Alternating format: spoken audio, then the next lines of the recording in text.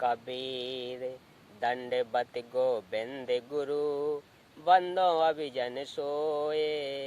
पहले भये प्रणाम तिन नमो जो आगे होए। कबीर गुरु को कीजे दंडवत कोट कोट प्रणाम। कीट न जाने भृंग को यो गुरु कर आप समान। सत्य साहेब। हाँ तो श्रोता बंधुओं, आज मैं आप लोगों के सामने मीराबाई को विष से मारने की व्यर्थ कोशिश, यही प्रसंग रखने का प्रयास कर रहा हूँ। तो सुनिए बड़े गौर से। आप लोगों ने मीराबाई का नाम सुना है। कृष्ण की भक्तिन थी। वह मंदिर में जाती थी। ठाकुर परिवार में जन्म था। महिलाओं को घर से बाहर जाने पर प्रतिबंध था, परंतु मीराबाई ने किसी की परवाह नहीं की। फिर उसका विवाह राजा से हो गया। राणा जी धार्मिक विचार के थे। उसने मीरा को मंदिर में जाने से नहीं रोका, अपितु लोक चर्चा से बचने के लिए मीरा जी के साथ 3-4 महिला नौकरानी भेजने लगा, जिस कारण से सब ठीक चलता रहा। कुछ वर्ष पश्चात मीरा के पति की मृत्यु हो गई। देवर राजगद्दी पर बैठ गया। उसने कुल के लोगों के कहने से मीरा को मंदिर में जाने से मना किया, परंतु मीराबाई जी नहीं मानी, जिस कारण से राजा ने मीरा को मारने का षड्यंत्र रचा। विचार किया कि ऐसी युक्ति बनाई जाए कि यह भी मर जाए और बदनामी भी ना हो। राजा ने विचार किया कि इसे कैसे मारें। राजा ने कहा कि सपेरे एक ऐसा सर्प ला दे कि डिब्बे को खोलते ही खोलने वाले को डंक मारे और व्यक्ति मर जाए। ऐसा ही किया गया। राणा जी ने अपने लड़के का जन्मदिन मनाया। उसमें रिश्तेदार तथा अन्य गणमान्य व्यक्ति आमंत्रित किए। राजा ने मीरा जी की बांदी नौकरानी से कहा कि ले, यह बेशकीमती हार है।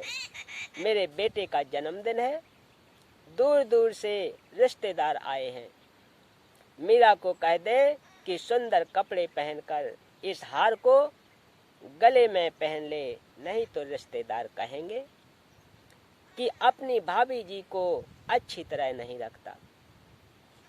मेरी बेइज्जती इज्जत का सवाल है। बांदी ने उस आभूषण के डिब्बे को मीराबाई को दे दिया और राजा का आदेश सुना दिया। उस आभूषण के डिब्बे में विशेला काले सफेद रंग का सर्प था। मीरा ने बांदी के सामने ही उस डिब्बे को खोला। उसमें हीरे मोतियों से बना हार था। मीराबाई ने विचार किया कि यदि मैं हार नहीं पहनूंगी तो व्यर्थ का झगड़ा होगा। मेरे लिए तो यह मिट्टी है। यह विचार करके मीरा जी ने वह हार गले में डाल लिया। राजा का उद्देश्य था कि आज सर्प डंक से मीरा की मृत्यु हो जाएगी तो सबको विश्वास हो जाएगा कि राजा का कोई हाथ नहीं है।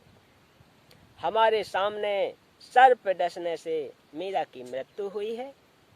कुछ समय उपरांत राजा मंत्रियों सहित तथा कुछ रिश्तेदारों सहित मीरा के महल में गया तो मीराबाई जी के गले में सुंदर महंगा हार देखकर राणा बौखला गया और बोला, बदचलन, यह हार किस यार से लाई है? मीराबाई जी के आंखों में आंसू थे। बोली कि आपने ही तो बांदी के द्वारा भिजवाया था। वही तो है। बांदी को बुलाया और पूछा कि वह डिब्बा कहाँ है। बांदी ने पलंग के नीचे से निकाल कर दिखाया।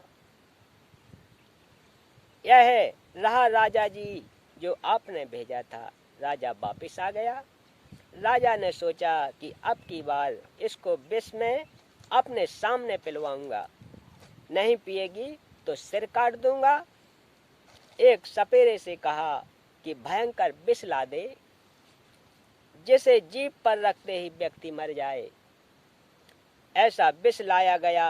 राजा ने मीरा से कहा कि ऐ विष पी ले, अन्यथा तेरी गर्दन काट दी जाएगी। मीरा ने सोचा कि गर्दन काटने में तो पीड़ा होगी, विष पी लेती हूँ। मीरा ने विष का प्याला परमात्मा को याद करके पी लिया, लेकिन उन्हें कुछ नहीं हुआ। सपेरा बुलाया और उससे कहा कि यह नकली विष लाया है। सपेरे ने कहा कि वह प्याला कहाँ है। उसे प्याला दिया गया। सपेरे ने उस प्याले में दूध डालकर एक कुत्ते को वहीं पिला दिया। कुत्ता दूसरी बार जीभ भी नहीं लगा पाया था और मर गया। राजा ने देख लिया कि किसी तरह से मीराबाई मरने वाली नहीं है, तब उसको मंदिर में जाने से नहीं रोका। उसके साथ कई नौकरानियां तथा पुरुष रक्षक भी भेजने लगा कि लोग यह नहीं कहेंगे कि आवारागर्दी में जाती है। तो बोलिए सत्य गुरुदेव की जय। आज की कथा का प्रसंग यहीं समाप्त करते हैं। मिलते हैं अगली कथा में। तब तक के लिए सत साहेब।